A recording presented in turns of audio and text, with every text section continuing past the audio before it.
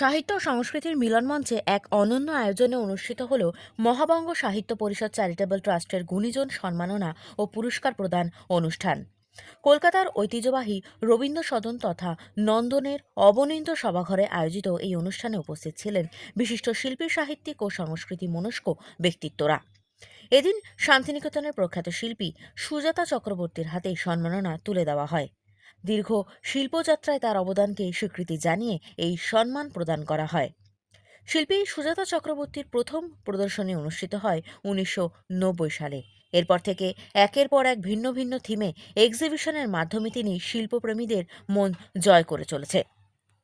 জীবজন্তু, প্রকৃতি থেকে শুরু করে কবিতার ভাবধারা সবকিছুই তার তুলির টানে জীবন্ত হয়ে ওঠে।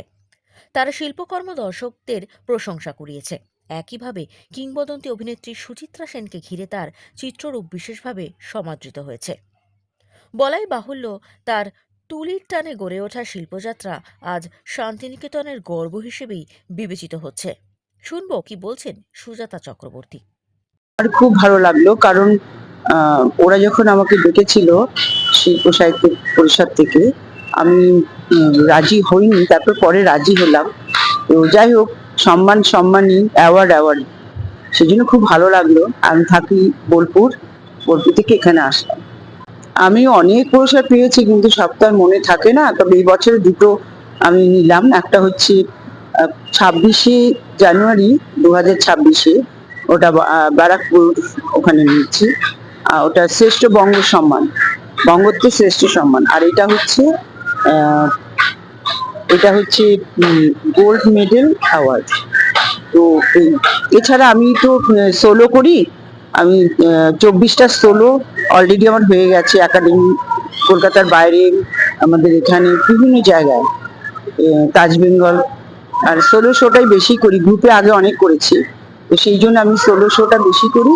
আর এক্সিবিশনটা আমি বেশিরভাগই আমার একাডেমি অফ ফাইন আর্টসেই হয়। এটা আমার ঘর বাড়ি হয়ে গেছে। একবার এক এক রকম থিমে আমি কাজ করি।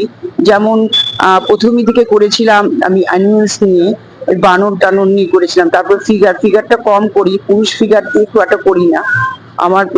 আমার বিষয় থাকে, যেমন শূন্য আমাদের নীরা সিরিজ নিয়ে করেছিলাম। যখন সুচিত্রা সেন মারা গেলেন, তার আগে মুনমুনের সাথে কথা হয়েছিল, এবং উনার বন্ধু ছিলেন জার্নালিস্ট। উনি আমাকে বললেন যে তুমি রমাকে নিয়ে করো।